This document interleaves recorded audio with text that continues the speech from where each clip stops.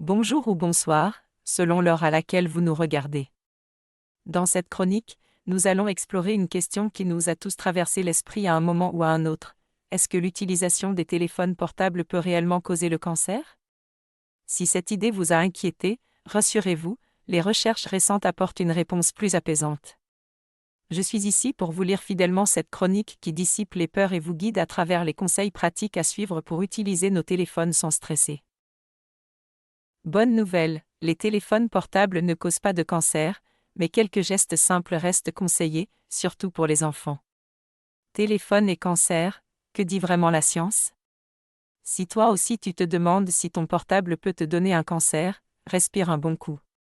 Spoiler, selon la dernière étude de l'Agence nationale de sécurité sanitaire en France, ANS, il n'y a aucun lien démontré entre les ondes de ton téléphone et le cancer.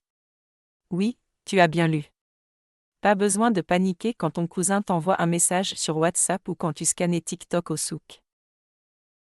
Les ondes des portables ne causent pas de cancer pendant des années, les ondes radiofréquences ont fait parler d'elles, et parfois de façon alarmiste.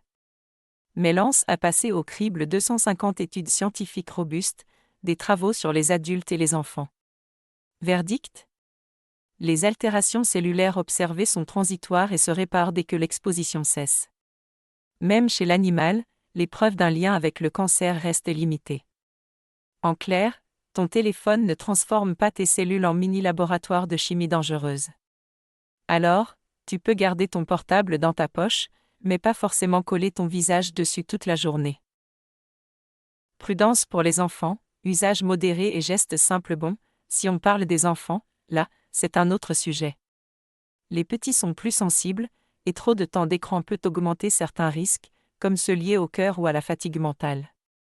L'astuce? Limiter le temps d'écran, utiliser des appels en main libre ou le haut-parleur, et éviter de dormir avec le portable sous l'oreiller. Chez nous au Maroc, il suffit parfois de suivre les conseils de nos grands-mères, une tasse de tisane calmante après l'écran, un petit tour au hammam pour se détendre, ou simplement poser le téléphone pendant le jeu ou le goûter. Comment téléphoner sans stresser pour les adultes? Pas besoin de dramatiser, mais quelques gestes simples peuvent réduire ton exposition. Utilisez le kit main libre ou le haut-parleur. Évitez les appels dans les zones où la réception est mauvaise. Rangez le téléphone dans un sac ou sur la table plutôt qu'au contact direct du corps. Et entre nous, c'est aussi une bonne excuse pour décrocher un peu, profiter d'un café au marché ou discuter en face à face avec des amis. Le corps et l'esprit te remercieront.